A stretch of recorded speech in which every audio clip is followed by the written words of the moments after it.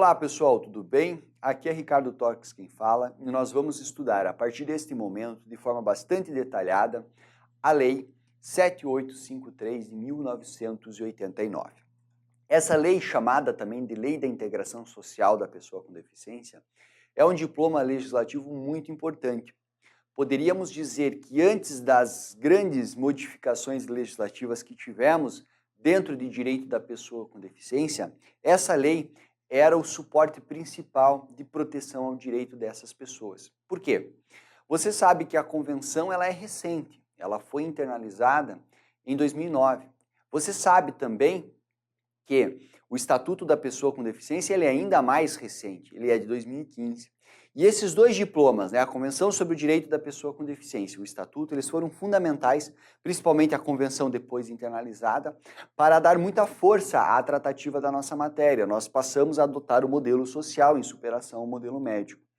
E aí nós tivemos um forte desenvolvimento legislativo no sentido de você adequar essa proteção. O Estatuto ele é fundamental nesse ponto, sem sombra de dúvidas. Mas e antes do Estatuto? O que nós tínhamos? Antes do Estatuto, nós tínhamos a nossa Constituição, de 88, que trazia ali, mal ou bem, alguma proteção à pessoa com deficiência, por exemplo, assegurando questões de direito à educação, tratava de questões previdenciárias específicas, disciplinava a necessidade de atuação do poder público na proteção dessas pessoas, mas nós ficávamos por isso, nós não tínhamos ali uma proteção, tínhamos algumas orientações constitucionais e não tínhamos uma norma propriamente. Um ano mais tarde, a Constituição de 88, nós tivemos a Lei 7853. E essa lei, ela foi durante o período que intermediou aqui a vigência desta norma e o Estatuto, principal ato normativo protetivo de pessoa com deficiência. Depois o Estatuto veio, o Estatuto fez o quê? Ele, de certa forma, ele adaptou um pouco a realidade da Lei de Integração Social, tanto é que o próprio Estatuto mexe na Lei de Integração Social, manteve essa lei, que é uma lei bastante relevante, dando ainda mais força, integrando ela dentro desse sistema de normas que nós temos aqui, protetivos da pessoa com deficiência. Portanto, o Estatuto de modo algum revogou ou acaba retirando força ou retirando a aplicação da Lei de Integração Social. Pelo contrário, eles juntos acabam tornando ainda mais fortes essa proteção à pessoa com deficiência. Tá bom. Professor, mas sobre o que trata realmente essa lei? Dá uma olhada. Essa lei ela trata basicamente, pessoal, de 5 pontos. Primeiro, trata do apoio à pessoa com deficiência, então seriam ali normas que vão definir regras de políticas públicas, Vamos até puxar uma setinha aqui já mencionar essa palavra, ela é importante aqui, políticas públicas para a pessoa com deficiência, para o apoio à pessoa com deficiência. Nós temos também normas também relacionadas à ideia de políticas públicas com vistas à integração social, ou seja, aqui nós temos, de certa forma, normas assistenciais de apoio à pessoa com deficiência, aqui nós temos normas que visam integrar a pessoa com deficiência no contexto da sociedade, talvez minimizando a discriminação, talvez buscando a igualdade em sentido material, certo? Nós temos aqui um ponto bem interessante, pessoal, que é a questão da tutela jurisdicional de interesses coletivos ou difusos de pessoas com deficiência. Isso aqui é muito, muito importante, por quê? Porque é o seguinte, nós já não tínhamos uma proteção extensa na época, Se nós formos aqui retornar a ideia, se nós formos aqui retornar a época em que nós não, em 1989 nós não tínhamos o Estatuto. Então, nós já tínhamos um arcabouço legislativo, um rol de direitos bastante restrito. E de nada adiantaria, mesmo que restrito esse direito, se nós não tivéssemos meios judiciais de se buscar a proteção a esses direitos. E uma das formas de você buscar a proteção a direitos em forma judicial bastante efetiva é a tutela de direitos coletivos. Porque, pare e pense, se nós não tínhamos ambientes acessíveis, certo? Esse ambiente acessível prejudicava o Zé, que era deficiente visual? Prejudicava. Prejudicava o João, que era deficiente auditivo? Prejudicava. Mas você há de convir comigo que não era um prejuízo só do Zé e do João. Muitas vezes era um prejuízo a uma série de pessoas com deficiência que nem sequer buscavam uma tutela. Talvez o Zé e o João propusessem ações individuais para ver assegurados os seus direitos. Talvez não. E aí a tutela coletiva desses direitos, ou seja, quando se propõe uma ação coletiva, lá pelo Ministério Público, pela Defensoria, por uma associação que possa fazê-lo, né, ela tem que preencher alguns requisitos, se tornava muito efetiva, porque ela vinha e obrigava que aquele órgão lá, né, ou aquele edifício, adotasse regras de acessibilidade, ou para que aquele serviço fosse prestado de forma acessível, ou para que aquele site fosse acessível para as pessoas que tivessem dificuldade de acessá-lo, ou seja, isso acabava atingindo mais pessoas. Por isso que se diz que a tutela coletiva de direitos perante o Poder Judiciário, ela é muito mais efetiva do que a tutela individual. A tutela individual, quando se trata aqui de interesse de pessoas com deficiência, muitas vezes é assim, um mero enxugar gelo. Você resolve o problema de uma pessoa, mas existem dezenas, quiçá centenas, milhares de outras pessoas que não são atendidas. E aí o que fez a Lei de Integração Social? De forma muito esperta, ela veio e criou o quê? Criou instrumentos para a tutela jurisdicional de interesses coletivos ou difusos de pessoas com deficiência. Muito interessante. Isso aqui não retira a possibilidade de você buscar uma ação individual, mas você permite que instituições importantes, como é o Ministério Público, como é o caso da Defensoria, como também é o caso de algumas entidades da administração direta, possam propor ações para tutelar o direito de todas as pessoas com deficiência, tornando bastante ou mais efetiva o nosso sistema legal. E agora, esse sistema protetivo, essa tutela jurisdicional coletiva, ela pode ser usada, inclusive, no Estatuto da Pessoa com Deficiência. Tá bom? Então, é um dos pontos altos aqui dessa lei, evidentemente, a tratativa da tutela dos direitos, dos interesses difusos e coletivos. Outro tema é a atuação do Ministério Público. O Ministério Público atua de forma bastante intensa aqui, quando se trata de proteção à pessoa com deficiência. Por dois motivos, né? Quando nós tivermos alguma situação excepcional de incapacidade, que é aquela hipótese excepcional em que a pessoa com deficiência tem restrição à sua capacidade civil quando há instituição de curatela, o Ministério Público é obrigado a intervir.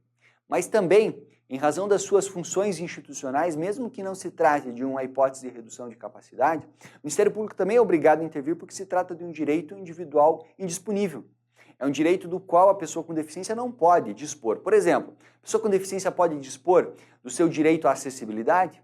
Ela pode dizer que ela não se importa com isso, mas pouco importa se ela não se importa. Se trata de um direito indisponível, um direito individual, um direito fundamental indisponível, portanto, cabe ao Ministério Público, mesmo que essa pessoa não tenha interesse, tutelar esse direito, buscar assegurar esse direito. É aquilo que nós temos, né? É aquela de grande divisão que se tem em direito entre direitos disponíveis e direitos indisponíveis. Professor, me dá um exemplo de um direito disponível só para eu compreender.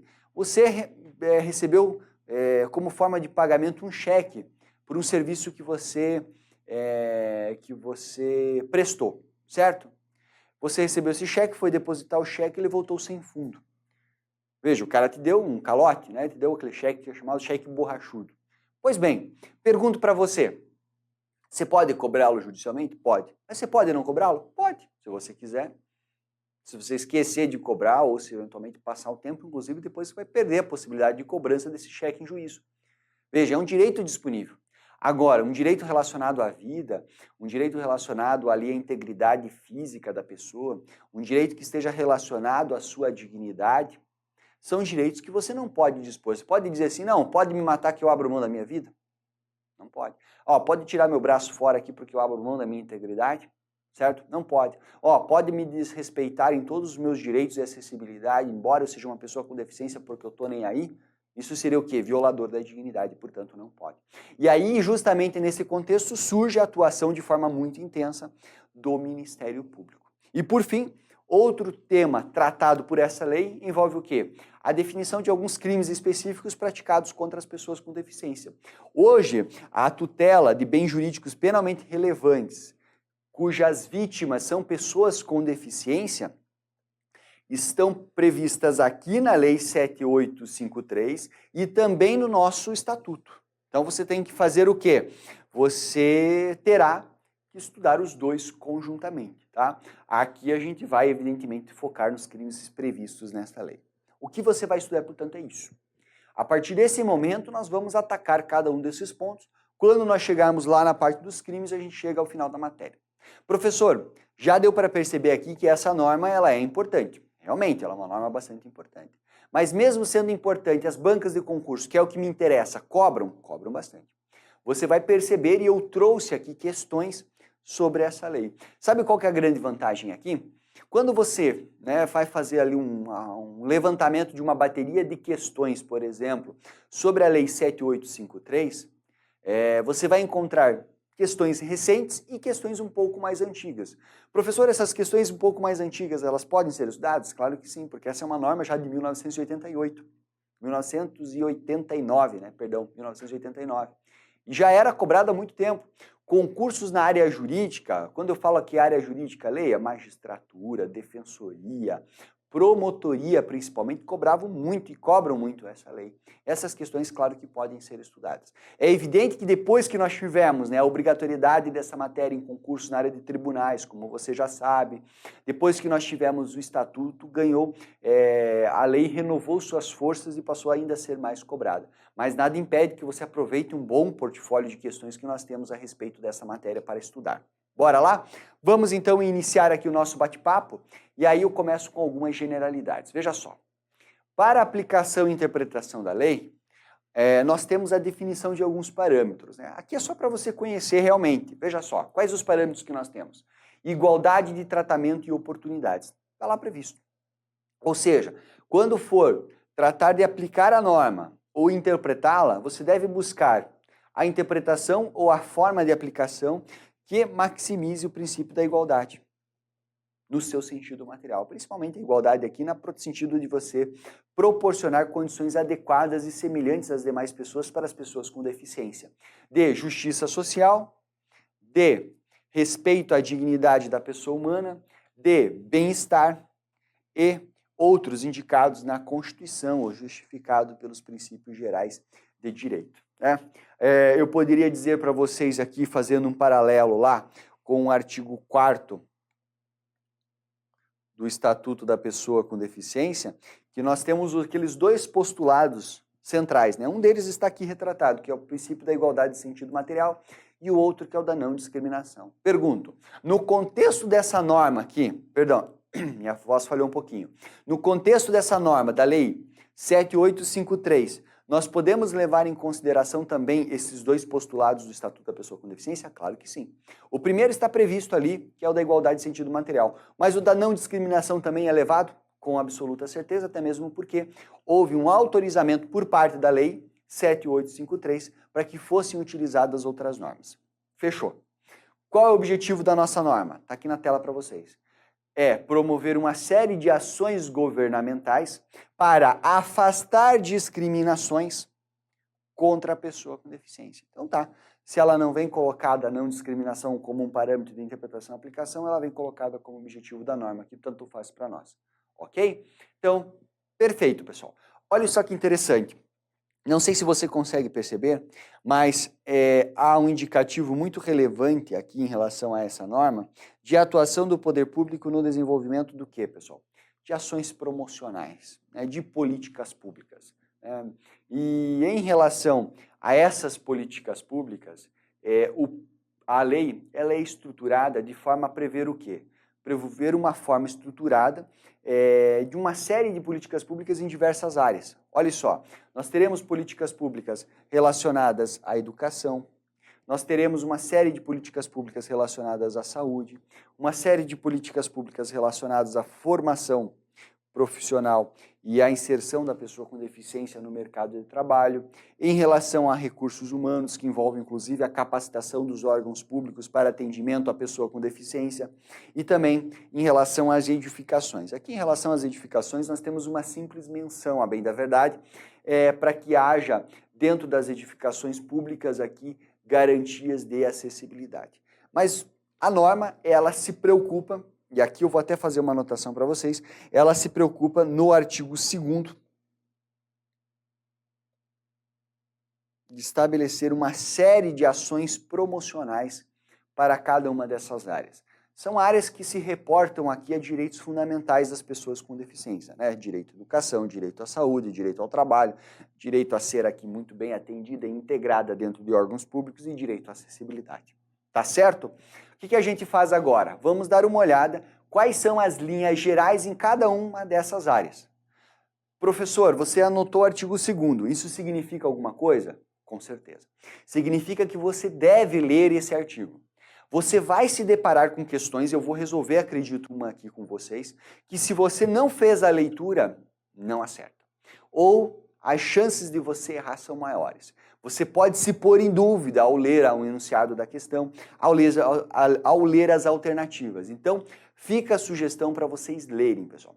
Na verdade, até ficaria a sugestão aqui para vocês, dentro da Lei 7853, de você fazer uma leitura inteira da norma. É uma norma pequena.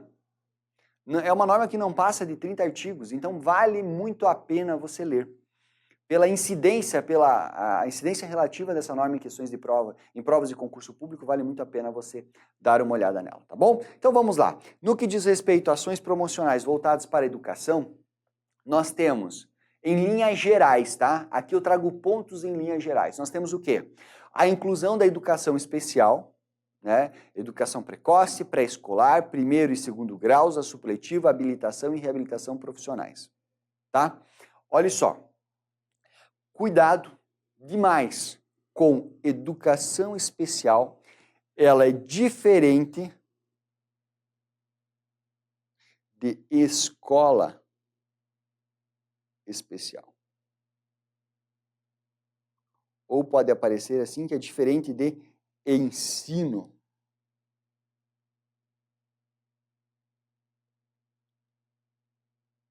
Por quê? Professor, mas está falando ali em educação especial e ensino especial não é a mesma coisa? Muito cuidado, na verdade as bancas aqui e a própria legislação ela não é muito precisa. Você tem que pensar o seguinte, uma coisa é você proporcionar um atendimento especializado. Outra coisa é você criar uma escola, uma unidade especial para o estudo ou para a educação da pessoa com deficiência. Vou te dar um exemplo, pensem só. Município do estado de São Paulo, município grande, né? Temos muitas escolas municipais sem sombra de dúvidas. E, portanto, muitas pessoas também com deficiência proporcionalmente em relação aos demais municípios brasileiros. Aí o prefeito, numa atitude, até ponderando aqui por um atendimento bastante especializado, com capacitação de profissionais, com a preparação de professores, com ambientes absolutamente acessíveis, faz o quê? Cria escolas especiais. Então ele vai em vários pontos do município, distribui uma série de escolas especiais. E aí ele vem a público e diz, olha, para o atendimento das pessoas com deficiência, eu vou criei aqui 5, 10 escolas especiais, com profissionais altamente capacitados, com ambientes acessíveis. Ele faz a gravação dentro de uma escola, mostrando todas as rampas de acesso, todas as entradas largas, os laboratórios adequados para cadeirantes, né? E faz todo aquele discurso. Pergunto, bom ou ruim esse discurso? Ruim. Por quê, pessoal? Porque qual que é o problema aqui? O atendimento especializado, ótimo. Agora, a segregação da pessoa com deficiência, do ensino regular, para que estude dentro de uma escola especial, está errado demais. A nossa Constituição, no artigo 208, inciso 3º, ela fala assim, que é dever do Estado, estou lendo a Constituição, é dever do Estado com a educação, ele é efetivado mediante a garantia de atendimento educacional especializado à pessoa com deficiência, preferencialmente na rede regular de ensino. Tá? Então vejam, qual que é a ideia? Que esse atendimento especializado se dê dentro da rede regular como forma de integração da pessoa com deficiência no contexto da comunidade. Porque se você segregá-la, isso gera o quê? Discriminação, invariavelmente. Ah, você estuda na escola especial, não é mesmo? Pensa no bullying. Isso pode acontecer. E aí é o que se quer evitar. Muito atenção que a Constituição ela fala, olha, preferencialmente na rede regular. Ela não fala exclusivamente. Então aí muito cuidado numa questão de prova, porque daí você assume isso que eu estou dizendo, quando você chega na questão de prova você fala assim, opa, falou ali que tem que ser preferencialmente. Não, tem que ser exclusivamente, tem que ser toda, não.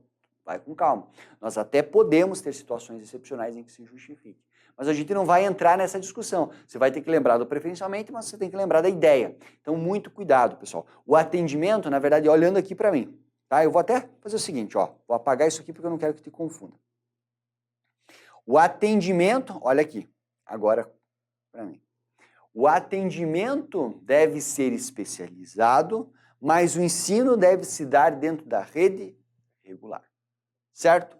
Legal. Ainda, inserção da educação especial no ensino público, obrigatório e gratuito e privado. Então vejam, a educação especial ela é responsabilidade tanto do poder público como também do que? Das escolas privadas. Tá? Não é possível uma escola privada, por exemplo, não adequar o seu ambiente para atendimento à pessoa com deficiência. Certo? Obrigatoriedade da educação especial em nível pré-escolar nas unidades hospitalares, quando o prazo de internação for superior a 1 ano. O que acontece? A depender da limitação de longo prazo que uma criança possa ter, né, uma limitação de longo prazo congênita, por exemplo, ela poderá passar boa parte da sua vida ou vários períodos internada. Ela faz um tratamento, alguma tentativa de reabilitação. E aí, essa norma vem e fala assim, olha, se essa criança necessitar permanecer por período superior a 1 ano internada, a educação especial deve se dar onde? Dentro da unidade hospitalar, né? A educação em nível pré-escolar, certo?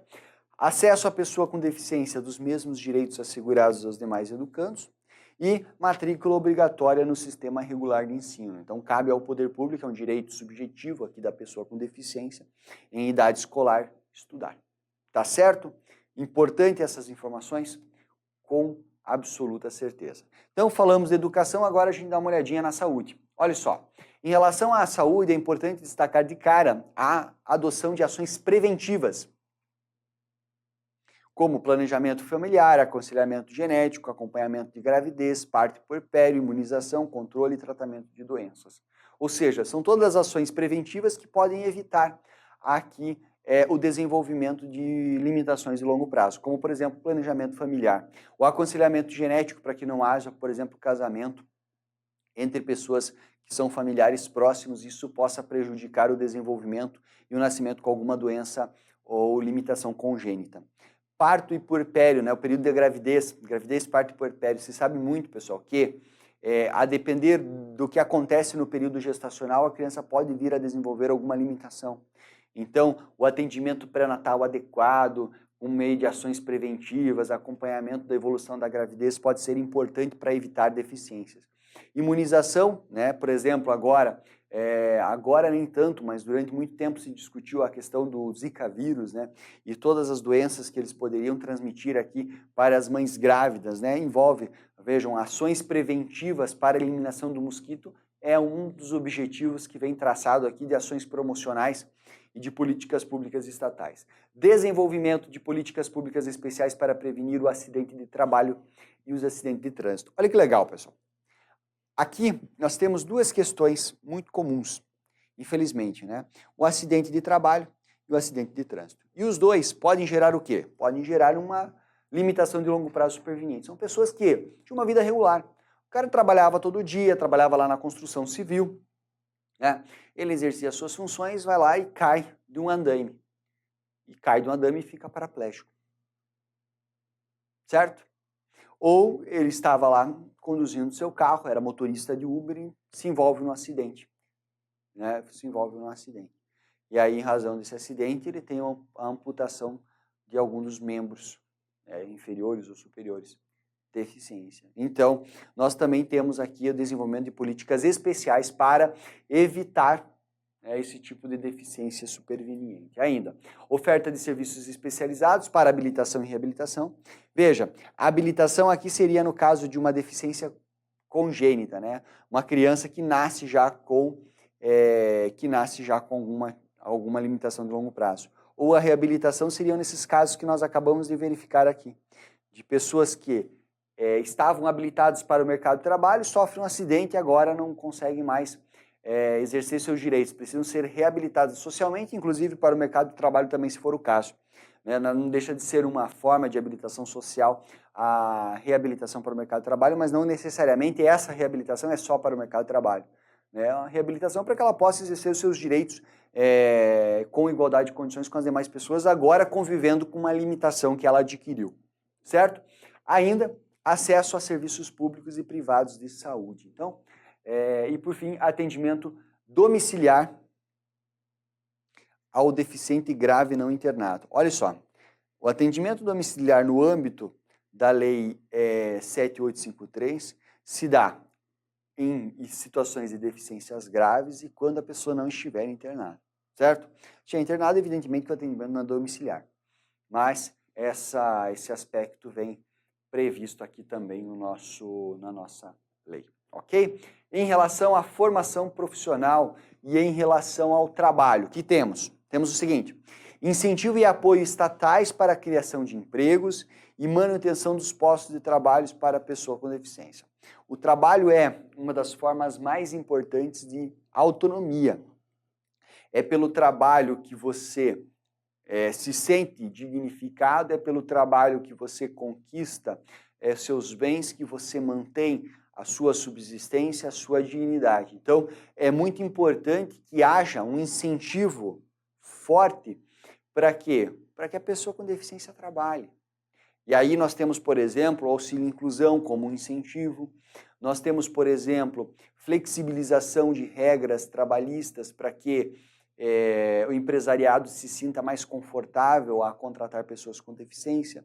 Nós temos, inclusive, dentro do decreto 3298, a obrigatoriedade de contratação de pessoas com deficiência a depender do tamanho e do porte da empresa, há um percentual mínimo a ser preenchido como uma responsabilidade que é assumida pela sociedade na integração dessas pessoas à comunidade e ao ambiente laboral, entre outras regras, tá? Temos ainda, pessoal, vejam só, promoção de políticas e ações afirmativas para o surgimento de vagas e para a inserção de pessoas com deficiência no emprego, foi o que acabamos de falar, e também uma legislação específica com reserva de mercado para a pessoa com deficiência. Lá no decreto 3298, e esse decreto 3298 de 1999, que regulamenta a Lei 7853, que ora estudamos, nós temos essa reserva de mercado. Tá certo? Vamos avançar? Vamos. Agora de forma bem mais objetiva, em relação a recursos humanos. 2 pontos. Primeiro, formação e qualificação de profissionais que atuem em diversos setores, especialmente na educação. Né? Então, é por isso que concursos públicos para a área da educação, inclusive, trazem com grande frequência conteúdos relacionados aqui ao direito da pessoa com deficiência e também incentivo à pesquisa e ao desenvolvimento tecnológico na área.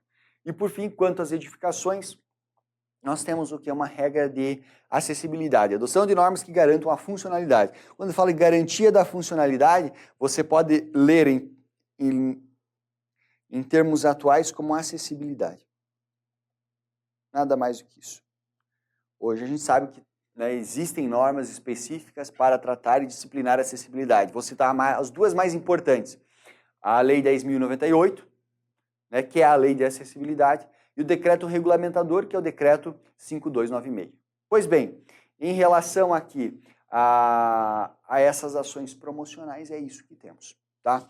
É isso que temos. Volto a repisar, agora olhando para você. Tem que ler o artigo 2º, tá? Vale a pena. É um artigo extenso, talvez o artigo mais extenso, talvez não, é o artigo mais extenso dessa norma e talvez o mais chatinho de você estudar. Mas é o tipo de artigo que você tem que fazer a leitura grifando. Se você tem o livro digital, isso já está grifado para vocês, mas faça o seu grifo sobre o meu grifo. Faça o seu destaque sobre os meus destaques. Para quê? Para que eu te dê visão de uma parte e você complemente a sua visão com a parte do material que você entender, com aquilo que você também entender relevante, isso é importante, tá bom? Quer dar uma olhada como isso aparece em prova? Veja só. Essa é a questão do TRT da 15ª região, tá? Eu dividi essa questão em 2 telas, é uma questão grande. Então, vejam só.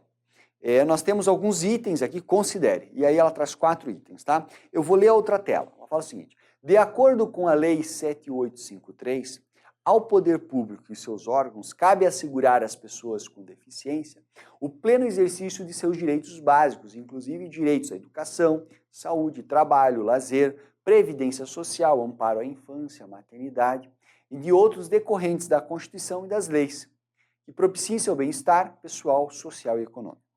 Para esse fim, os órgãos e entidades da administração direta e indireta devem dispensar, no âmbito de sua competência e finalidade, assuntos objetos da referida lei.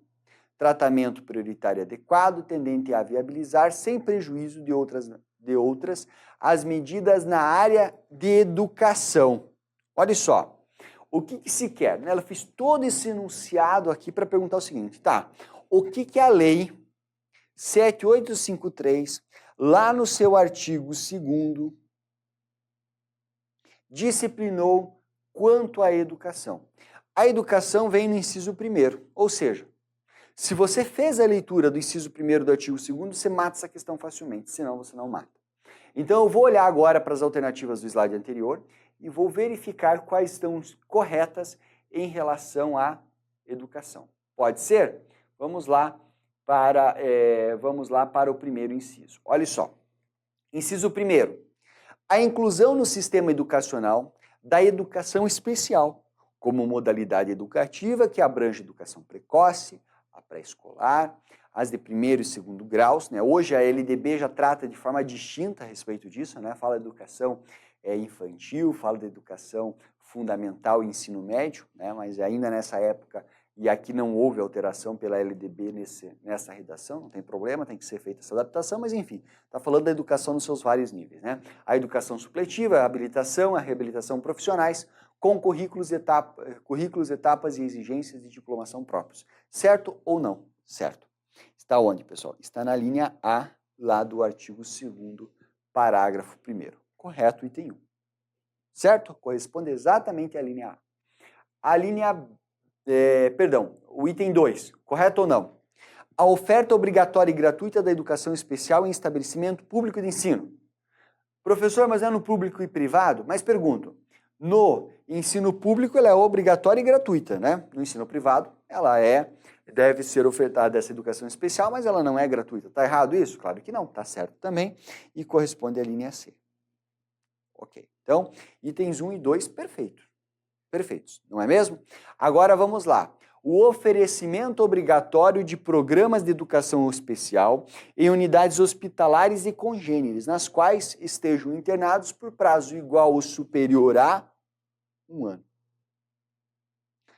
Educandos portadores de deficiência. Aqui pecou, né? Foi lá o examinador, pegou, na verdade, a linha D, que falava sobre a obrigatoriedade de se dar essa educação dentro da instituição hospitalar, quando a internação se der por pelo menos o quê? Prazo igual ou superior a 1 ano, e não 2. Então tá errado. E item 4. A matrícula facultativa em cursos regulares de estabelecimento público e particulares de pessoas portadoras de deficiência capazes de se integrarem no sistema regular de ensino. A matrícula é o quê? É obrigatória. Eu falei para vocês, olha, é o direito público subjetivo aqui a ser matriculado. Portanto, tá errado também. Professor, qual que é a linha? É a linha F. Certo? Então, 1 e 2 corretos, 3 e 4 errados. Você marca o quê? Você vai marcar aqui a letra C, não é mesmo? Só mudar a cor do nosso marca-texto. Exatamente, letra C. Gabarito da questão. Entenderam? Claro que com as informações que eu já trouxe para vocês, você consegue resolver.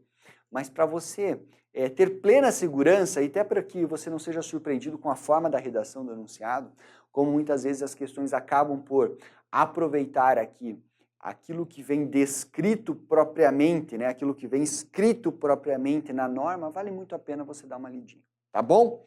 Então nós passamos essa primeira parte, não sei se você está lembrado, mas a norma ela tem vários itens, né, vários assuntos tratados, nós avaliamos o primeiro que está dentro da esfera das ações promocionais, que está ali dentro daqueles primeiros itens tratados pela norma. Bom, agora a gente vai falar sobre o quê? Sobre as ações coletivas. Né? Talvez um dos pontos mais importantes aqui da nossa norma. E olha só, dá uma olhadinha aqui embaixo. A redação desse artigo 3º, artigo 3º da Lei 7853, foi dada pelo Estatuto. Essa leizinha aqui, 13.146, é o Estatuto da Pessoa com Deficiência. Lembra que eu falei para vocês que o Estatuto ele veio e deu ainda mais força para a nossa Lei de Integração Social? Aqui está a prova disso. Ele foi alterado, não é mesmo? Então vamos lá. Agora eu quero que você vá com todo vigor aqui comigo. Olha só. As medidas judiciais destinadas à proteção de interesses coletivos, de interesses difusos, de interesses individuais homogêneos e individuais indisponíveis da pessoa com deficiência, poderão ser propostas pelo, vou até mudar de cor, pelo Ministério Público, pela Defensoria Pública, pela União, pelos estados e pelos municípios e pelo Distrito Federal, por associação constituída há mais de um ano nos termos da legislação civil e ainda por autarquia, empresa pública e por fundação ou sociedade de economia mista, que inclua entre as suas finalidades institucionais a proteção dos interesses e a promoção de direitos da pessoa com deficiência.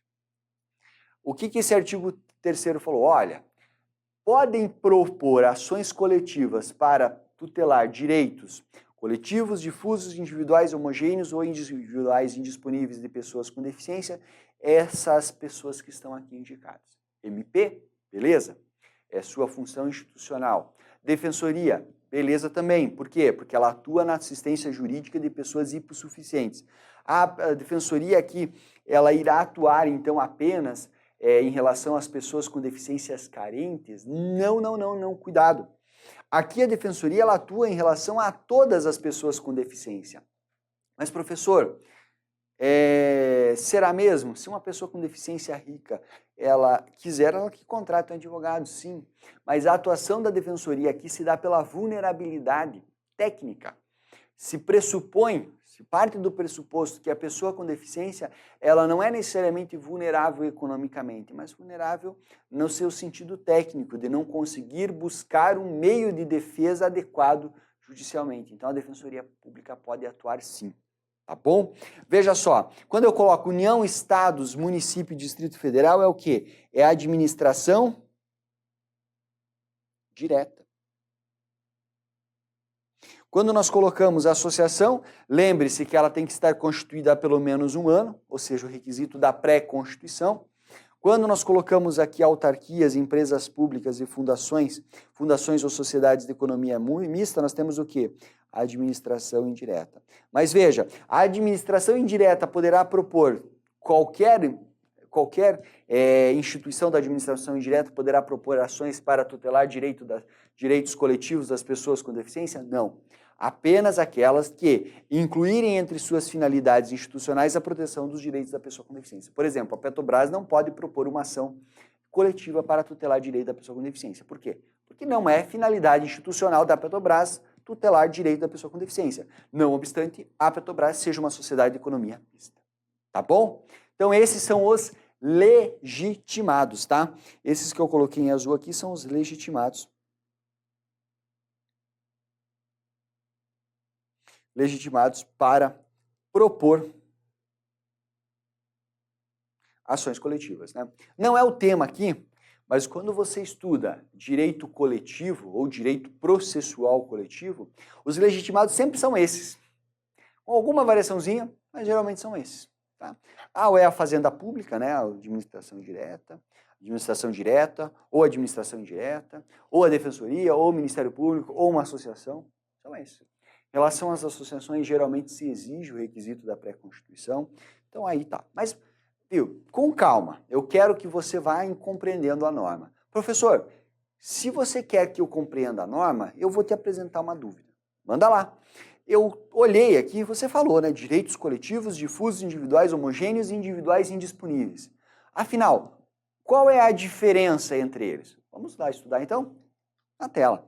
Olha só. Veja, antes de mais nada, né? Nós vamos tratar aqui, eu quero falar o seguinte, direitos individuais indisponíveis são o quê? São direitos em relação aos quais não se pode dispor.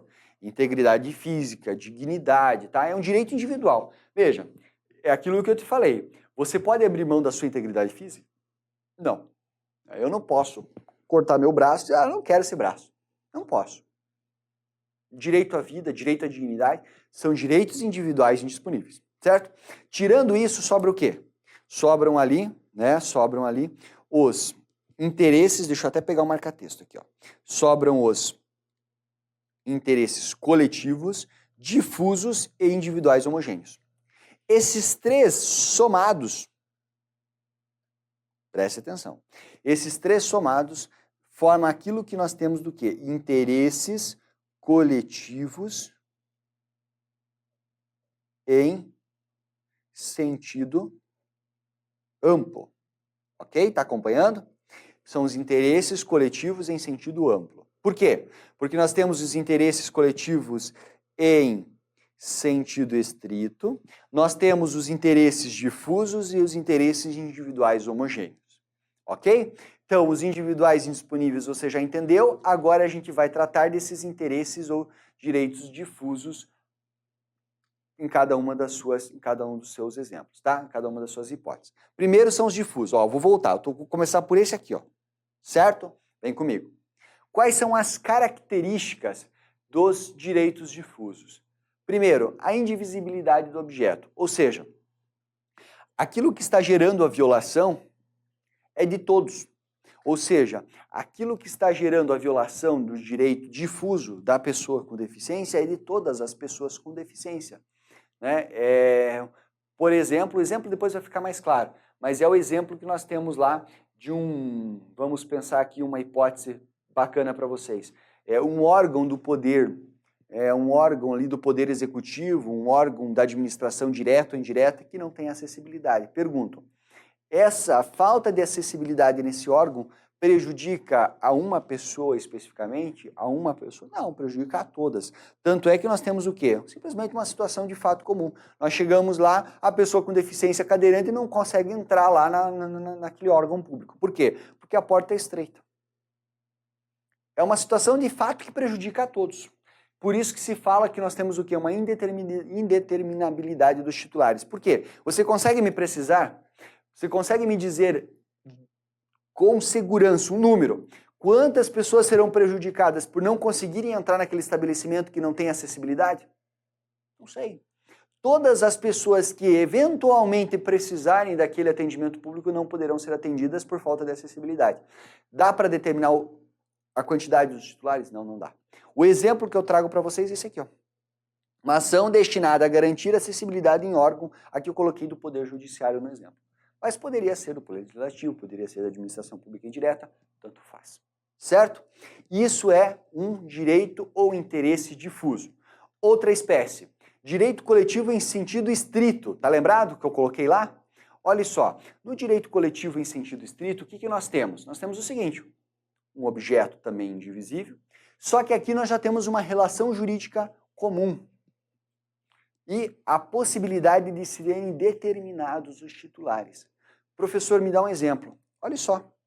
Um grupo de empregados de uma determinada concessionária de serviço público buscam exigir que a empregadora fixe uma norma interna que garanta tratamento isonômico às pessoas com deficiência no que diz respeito à participação em cursos de formação e progressão profissional. Vem cá, pergunto. De acordo com o Estatuto da Pessoa com Deficiência, certo? No que diz respeito às normas relacionadas ao direito ao trabalho, ela tem ou não tem direito de participar de grupos, de participar de cursos de formação e progressão profissional? Tem. Tá lá, o artigo, a partir do artigo 34, acho que é o artigo 37, se eu não me engano, né? Não sei de cabeça aqui agora, mas está lá dizendo o seguinte, olha, a pessoa com deficiência, ela também tem direito de participar de curso de formação. Ela também tem direito a participar ali da progressão funcional, ela entra numa empresa que tem um quadro de progressão de carreira, a cada tempo e a depender da capacidade produtiva daquela pessoa, ela vai ascendendo profissionalmente, ocupando cargos de direção, cargos de chefia, funções de confiança, certo? Aí nós chegamos numa determinada concessionária de serviço público e a concessionária falou o seguinte, olha, nós temos um quadro de carreira, que bonitinho, você vai progredindo, mas isso aqui vale para todos, exceto pessoas com limitação de longo prazo. Pode? Não pode. Pergunto, nesse caso, nós sabemos quais são nós temos ali uma violação, nós temos uma violação aos direitos de uma pessoa especificamente? Certo? O objeto é indivisível? Não é. Há uma relação jurídica comum? Sim. Todos são o quê? Colaboradores daquela concessionária. Então tem uma relação jurídica base. Pergunto, podemos determinar os titulares? Sim, todos os funcionários, pessoas com deficiência naquele momento daquela concessionária. Isso é o quê? Um direito coletivo em sentido estrito. E aí, para você encerrar, olha só, temos ainda os interesses ou direitos individuais homogêneos. Muita atenção aqui, pessoal. Por quê? Porque nos individuais homogêneos, nós temos direitos individuais. Por que você está falando isso? Professor, não estou entendendo. Veja, nós estamos falando de direitos coletivos e agora você apareceu com direitos individuais homogêneos. Eu vou voltar à tela, tá? Só um instantinho aqui. Vamos voltar lá para o artigo 3º. Vem cá. Olha só, nós tínhamos o quê? Direitos coletivos em sentido estrito, que acabamos de estudar. Direitos difusos, foi o primeiro que verificamos. Faltaram os direitos individuais homogêneos. E eu falei que esses direitos individuais homogêneos, eles estão aqui inseridos dentro do contexto dos interesses coletivos em sentido amplo, não é mesmo? Sim, é mesmo. Só que, e você, professor, separou aqui os direitos individuais indisponíveis. Sim, direito individual indisponível é aquele direito individual que você pode propor ação individualmente, mas como envolve, né? Mas como envolve aqui um direito indisponível do qual você não pode dispor, ela pode ser proposta aqui mediante uma ação coletiva. Perfeito. Perfeito. Agora veja só, um direito individual homogêneo é um direito de uma única pessoa. Professor, mas por que ele é tratado aqui como direito coletivo? Porque é de uma única, duas, cada pessoa tem o seu direito. Só que você soma todos eles e diz assim, vamos tratar conjuntamente? Quer ver como que isso se dá na prática? Vamos lá para as características. Vou voltar para onde estávamos. Nós estávamos aqui. Olha só. Nós temos uma divisibilidade do objeto, ou seja, você tem o teu direito violado. O Zé tem o direito dele, o João tem o direito dele. Só que você soma todos eles e propõe uma ação comum. Por quê? Porque nós temos uma origem comum. Há uma situação de fato ou uma situação jurídica em comum entre esses direitos individuais. Nós temos titulares determinados, afinal de contas, são direitos individuais. Só que, olha a sacada aqui, se recomenda um tratamento conjunto. Tá bom, professor, estou quase entendendo. Um exemplo vai me ajudar de vez. Então veja. Olha só. Grupo de empregados, de novo, da concessionária de serviço público, de novo, muito semelhante ao que vimos, que agora faz o quê? Buscam exigir o cumprimento de norma interna, que garanta tratamento isonômico às pessoas com deficiência no que diz respeito à participação em curso de formação e progressão funcional. Professor, não é a mesma coisa? Não. Nos direitos coletivos em sentido estrito, nós tínhamos o quê? Nós tínhamos esse grupo de empregados buscando a criação da norma. Eles criam a norma. Aqui a norma já existe e está sendo violada. A partir do momento, enquanto nós não tínhamos a norma, eles queriam criá-la. A partir do momento que a norma passou a existir, agora eles querem exigir o cumprimento. Se a norma existe, o direito do Zé foi violado? Foi. O do João foi violado? Foi. O do Jorge foi violado? Foi. O João, o Jorge e o José podem propor ações individuais, cada um buscando a exigibilidade da observância dessa norma interna na concessionária? Pode. Mas eles podem, nesse caso, haveria o que nesse caso? Eles poderiam propor uma ação em conjunto? Sim. Se recomenda. Por quê? Porque aí com uma ação você resolve o problema de 3 pessoas ao mesmo tempo. Entenderam? Isso é interesse ou direito individual homogêneo. É um direito individual, mas que se recomenda um tratamento homogêneo. Tá bom. Professor, eu preciso me preocupar demais com isso em prova? Eu diria para você que acredito que não. Por que nós passamos, então, um tempão enorme aqui discutindo essa classificação? Para que você entenda. A probabilidade de ser cobrado isso, ela é reduzida. Mas se cobrar, meu amigo, só você acerta. Tá? Então, assim, você vai realmente estudar essa classificação, isso lá no direito coletivo, né? Mas aqui, se você tiver um pleno conhecimento, principalmente se vier uma questão a partir de um caso concreto, você detona na prova, tá bom? De toda forma, eu ainda diria para vocês que o que é de mais importante do artigo 3º não é nem tanto essa classificação, é você saber dos legitimados. Ah, professor, aqueles que você marcou no início, né? É, aqueles que eu marquei no início. Mas você está lembrado? Então vamos revisar rapidamente aqui comigo. Olha só. Quais são os legitimados para propor as ações coletivas? MP, Defensoria, Administração direta.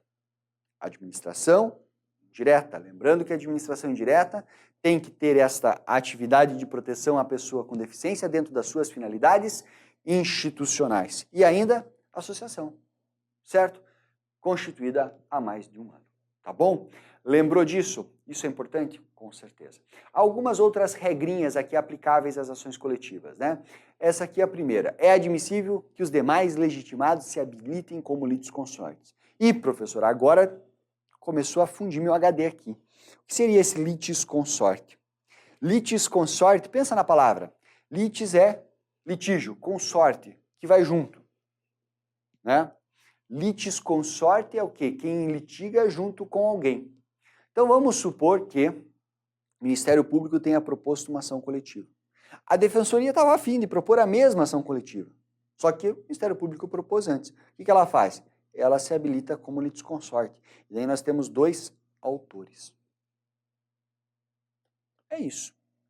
Então, é admissível aos demais legitimados se habilitarem como litisconsortes. Ah, sabe de uma coisa? Eu também concordo com essa ação que está sendo proposta pela Defensoria, eu vou junto. Certo? Basicamente isso. Em caso de desistência da ação por um dos litisconsortes, então, olha lá, a Defensoria e o MP propuseram a ação juntos. Certo? Certo. Aí o que aconteceu? A Defensoria desistiu. O Ministério Público pode seguir.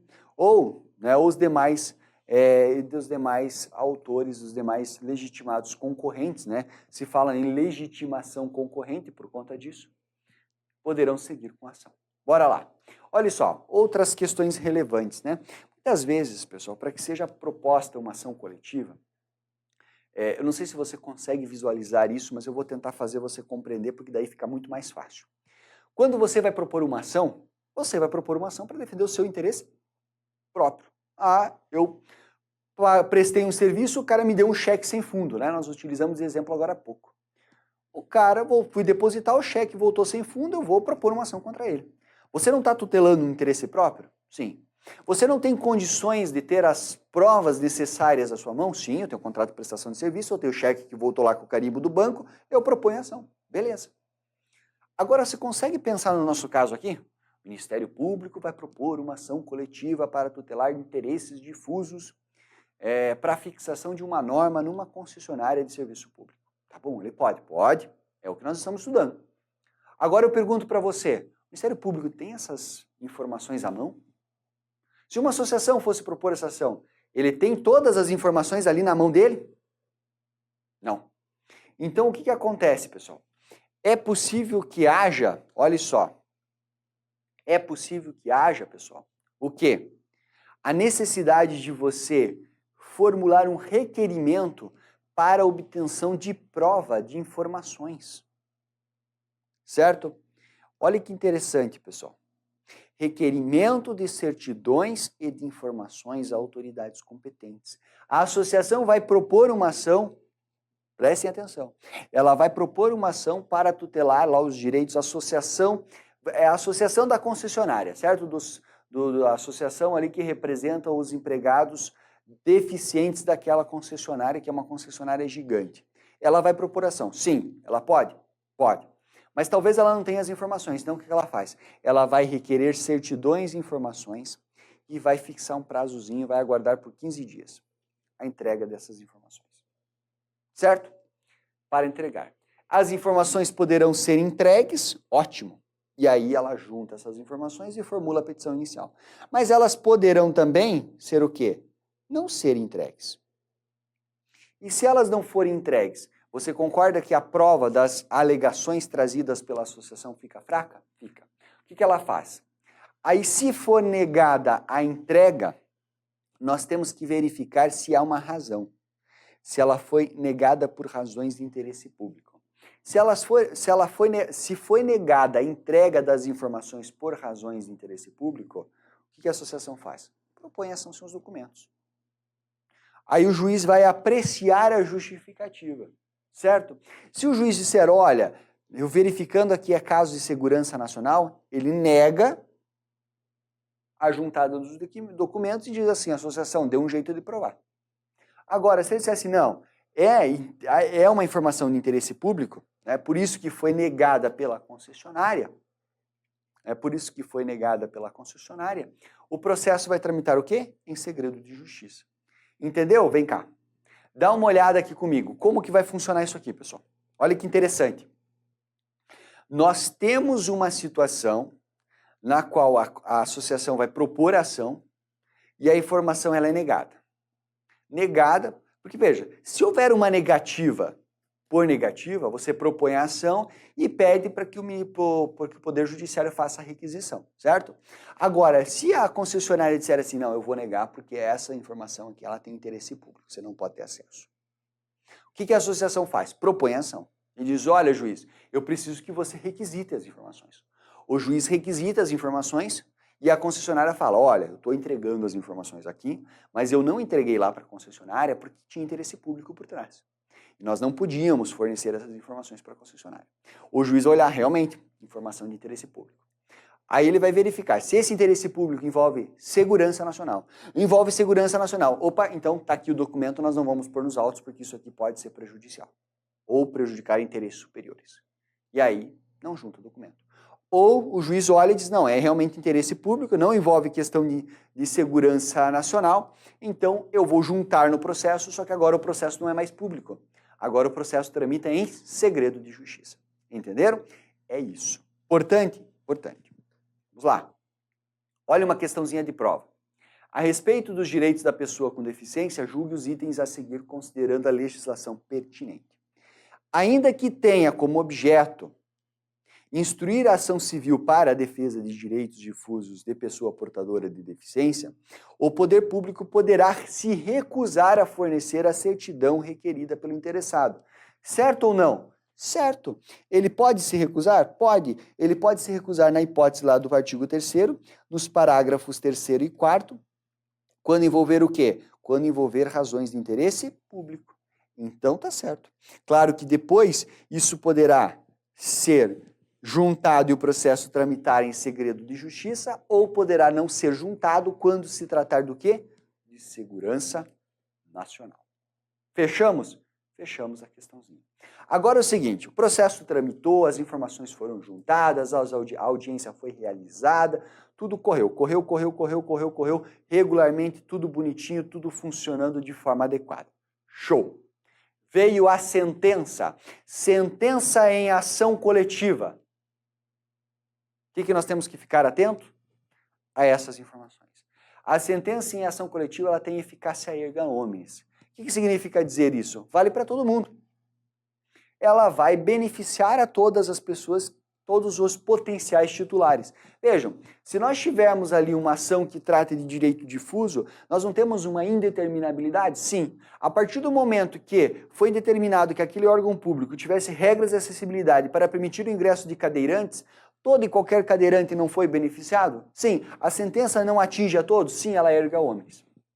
No caso da concessionária, a partir do momento que nós tivemos um direito coletivo em sentido estrito, fixando ali, atendido, fixando uma norma que preveja a possibilidade de progressão funcional, progressão profissional, pelas pessoas com deficiência daquela concessionária, todos os deficientes que entrarem ou que estiverem ou que eventualmente entrarem não serão beneficiados? Sim. Por isso que erga omnes. Importante isso aqui. Se a sentença for de improcedência, ou seja, houve uma perda aqui, né? Os legitimados lá que propuseram a ação perderam por falta de provas, ou seja, porque não conseguiram provar as suas alegações. O que nós temos, pessoal? Nós temos a possibilidade de novo ajuizamento da ação. Como assim? Olha que interessante. Quando você propõe, vamos voltar na história do cheque sem fundo que você recebeu aí pelo serviço prestado. Você propôs uma ação. Essa ação foi julgada improcedente por falta de provas e transitou em julgado. O que significa transitar em julgado? Ó, não dá para fazer mais nada. Perdeu. O cheque voltou sem fundo, mas transitou em julgado porque você não conseguiu provar ali que você tinha um contrato com o cara. Então, meu amigo, não tem o que fazer. Perdeu. Ah, mas se um dia eu descobrir uma outra prova, não adianta, perdeu. Transitou em julgado, você não consegue mais rediscutir aquela matéria. Uma das grandes características do exercício da atividade jurisdicional é que essa atividade ela é exercida de forma definitiva e única. Foi exercida, está resolvido. Se você não tinha condições suficientes e adequadas para provar o que você estava buscando naquele momento, o problema é seu, literalmente é isso.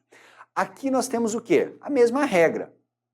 Olha, se não provou, né, se você tomou improcedência e a ação foi julgada improcedente e transitou em julgado, ferrou.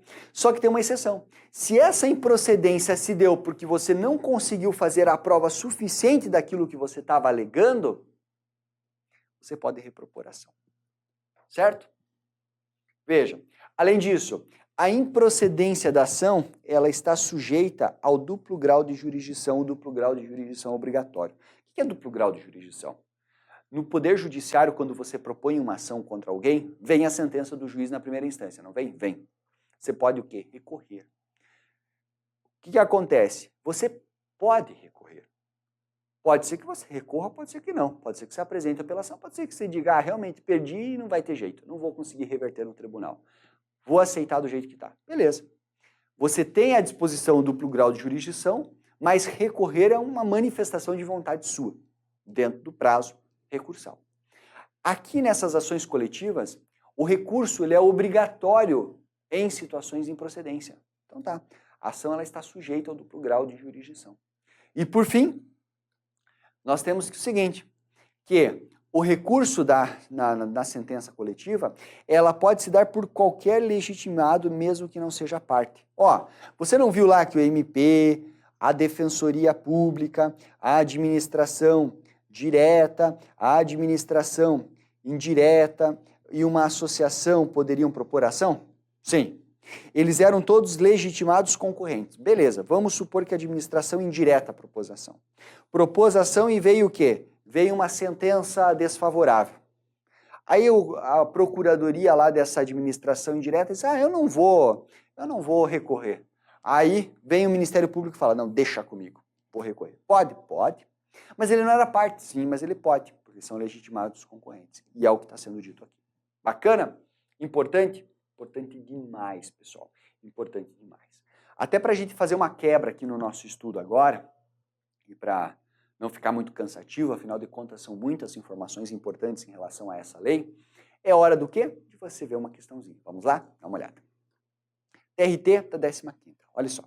Com relação às medidas judiciais destinadas à proteção de interesses coletivos, difusos, individuais homogêneos, individuais indisponíveis da pessoa com deficiência, considere. Temos alguns itens, depois temos que marcar o que está correto de acordo com a nossa lei. Então vamos lá. Item por item, primeiro item é o 1. Em caso de desistência ou abandono da ação, qualquer um dos colegitimados pode assumir a titularidade ativa. Exato. Nós verificamos isso, não verificamos? Artigo 3º, parágrafo 6º. Tá. Beleza, professor. Essa eu matei fácil. Então vamos para a próxima. A sentença ela terá eficácia de coisa julgada oponível erga omnes. Acho que está certo, né, professor? Sim, está certo. Vai na fé. Exceto nos casos de haver sido julgada a ação improcedente por deficiência de prova. O que é deficiência de prova? Falta de prova. Então se ela faltou prova, ela não é erga omnes porque eu poderia repropor a ação? Exatamente. Hipótese em que qualquer legitimado poderá intentar outra ação com idêntico fundamento, valendo-se de nova prova. O professor está certo. É isso aí. Viu como se entendeu? Próximo item. 3. Né? A sentença que concluir pela carência ou pela improcedência da ação não fica sujeita ao duplo grau de jurisdição. Fica, nós acabamos de ver que o duplo grau de jurisdição, nesse caso, ele era obrigatório. Artigo 4º, parágrafo 2º. E o último item. Das sentenças e decisões proferidas contra o autor da ação, suscetíveis de recurso, poderá recorrer qualquer legitimado, inclusive MP. É o exemplo que eu te dei. A administração pública indireta disse que não quer recorrer, mas o MP falou, não, deixa comigo, tá? aqui, ó, pessoal, deixa eu só retificar. No inciso 3 aqui, no item 3, é o artigo 4º, inciso 1º. Aqui é o artigo 4º, inciso 2º, certo? Só para você depois não se perder lá. Então, o que aconteceu aqui? Nós chegamos à conclusão de que 1, 2 e 4 estão corretos. Nós vamos de letra B. Tá bom? É assim que vai aparecer na tua prova. Bacana, pessoal? Vem cá comigo. Ó, nós já estamos nos encaminhando para a parte final da lei. Eu diria para vocês que a hora que você passa a parte das ações coletivas, você já estudou boa parte dela. Aí você já está assim, né? Esse professor está me enganando. A norma é pequena. Nós já estamos há um tempão falando a respeito dela. E a gente está só no artigo 3º e 4º. Acabei de ver, professor. Você escreveu ali na tela. Vai demorar muito? Não vai, pessoal. Na verdade, agora a gente vai dar uma olhada no MP, depois nós vamos dar uma olhada nos crimes e acabou. Tá? A outra parte final ali tem uma parte que vai tratar sobre a instituição de coordenações das políticas públicas e tal. É uma parte um pouco mais informativa, cai bem menos. Tá? A concentração das cobranças se dá nessa parte. Tá bom? Então mantenha o foco, prometo para vocês que a gente não vai muito mais longe não. Tá bem? Bora! Ministério Público, né? Um dos temas importantes que nós temos dentro da Lei 7853 é a disciplina da atuação do Ministério Público em relação à tutela do direito, da atuação do Ministério Público na tutela de direito de pessoa com deficiência. Então tá lá. Veja só, para começar, o MP participa do negócio. O MP ele é obrigado a intervir nas ações coletivas fundadas na Lei 7853. Veja, quando ele fala aqui que ele é obrigado a intervir, ou ele é parte, ó, ou é parte, ou é fiscal da ordem. Eu não sei se você sabe, se você está lembrado, mas o Ministério Público ele pode atuar como parte das ações, ou se ele não atuar como parte, ele irá atuar como fiscal da ordem jurídica. Será intimado, se manifesta depois das partes, poderá produzir prova, pode recorrer, ou seja, ele é um garantidor ali de que a ordem jurídica será observada. Bacana. Em relação ao Ministério Público, nós temos o quê, pessoal? Nós temos que estudar, na verdade, com um pouco mais de atenção, isso aqui, ó, inquérito civil. O que é inquérito civil? Inquérito criminal é o quê? O inquérito criminal é um instrumento para que o Ministério Público possa levantar provas para promover uma ação penal contra a pessoa que está sendo ali indiciada e depois será acusada de um crime. Exato. O inquérito civil é a mesma coisa. O inquérito civil, no contexto da nossa lei, nada mais é do que um procedimento administrativo antecedente por intermédio do qual o Ministério Público irá levantar informações suficientes para tomar uma decisão. Que decisão? De propor ou não uma ação coletiva com fundamento na Lei 7859, 7853, certo? Então vamos lá. Quais são as informações relevantes desse inquérito? Primeira, tem por finalidade a obtenção de elementos probatórios, já falamos. Segunda, vai requisitar informações em prazo não superior a 10 dias, tá? Perdão, não inferior, né, pessoal? Pelo menos 10 dias. Olha a redação pegando aqui. Não inferior a 10 dias. Certo? Se eventualmente, no caso de inexistência de elementos probatórios, o requerimento será arquivado. Ou seja, o Ministério Público faz ali um requerimento, faz a requisição de informações, depois as informações chegam, ele olha, realmente não há violação aqui a direito da pessoa com deficiência, estou equivocado, não é nada demais, eu vou fazer o seguinte, vou arquivar. Só que ele vai simplesmente mandar arquivar o inquérito? Não, ele tem que remeter ao Conselho Superior do MP, para, no prazo de 3 dias, se manifestar quanto a este arquivamento, certo? Depois, se homologado, ele será arquivado definitivamente. Se o Conselho Superior do Ministério Público entender que não é o caso de arquivamento, o que ele faz? Ele vai designar outro MP para que promova a ação, certo? Em razão da independência funcional, ou seja, o MP não pode ser obrigado a atuar. Se ele entendeu que é caso de arquivamento, para ele é caso de arquivamento, mas para outro pode não ser. Tá bom? Daí, na hipótese de estarem subsistentes os elementos probatórios, será proposta a ação civil pública. Professor, mas é ação civil pública? Sim, é uma ação coletiva. A ação civil pública é uma das formas de você propor ação coletiva. A ação coletiva é gênero, pessoal, do qual a ação civil pública é uma espécie, uma forma. Mandado de segurança pode ser utilizado de forma coletiva. É uma ação coletiva também. Bom demais? Bom demais. crimes. Como eu disse a vocês, a previsão de tutela de bens jurídicos penais relevantes da pessoa com deficiência aparece na Lei 7853 e no Estatuto. Aqui a gente estuda os crimes previstos na Lei 7853. Todos esses crimes geram aplicação de pena de reclusão, de 2 a 5 anos. 2 a 5 anos é aquilo que a gente conhece por pena base, ou seja, é o limite mínimo e máximo da aplicação da pena. Como que nós vamos saber quando que ela vai para o limite, ela atende ao limite mínimo, quando que ela atende ao limite máximo? A gravidade e as circunstâncias do caso concreto. O juiz vai avaliar. Se olha, aqui o agente agiu de forma grave, né? Ele teve responsabilidade, ele foi determinante, agiu de forma bastante reprovável, então 5 anos ou algo próximo a isso. Aqui ele cometeu o crime, mas ele meio que se arrependeu, ele é primário, então ele tende a aplicar próximo aos 2 anos. Tá? Então o juiz ali na hora de sentenciar, ele vai buscar ali adequar entre 2 e 5 anos. Além da reclusão, multa. Então, a consequência pela violação de bens jurídicos, né, pela violação de bens jurídicos tutelados penalmente da pessoa com deficiência é reclusão, 2 a 5 anos e multa. Quais são os bens jurídicos tutelados? Olha só, quais são as hipóteses de crime? Criar obstáculo à inscrição de pessoa com deficiência na escola. Esse é um crime aqui que vai ser dito próprio, né, pessoal? Quando ele é praticado, ele só vai ser praticado pelo dirigente escolar, não sei se é pelo diretor da escola, no caso. Ele nega a inscrição, cria obstáculos. Cria obstáculos à inscrição em concurso público, acesso a cargos e empregos públicos em razão da deficiência. Outra hipótese. Nega ou dificulta o acesso ao trabalho de pessoa com deficiência. Recusa, retarda ou dificulta a internação ou não prestar assistência médico-hospitalar ou ambulatorial à pessoa com deficiência. Olha que legal essa. Deixar de cumprir, retardar ou frustrar a execução de ordem judicial decorrentes de ações que tenham como fundamento a Lei 7853. Olha, se vier uma sentença em ação coletiva e ela não for colocada em prática, é crime, pessoal. Ainda, dificultar ou impedir o procedimento do inquérito civil por parte do Ministério Público. E, por fim, impedir ou dificultar o acesso de pessoa com deficiência em planos de saúde.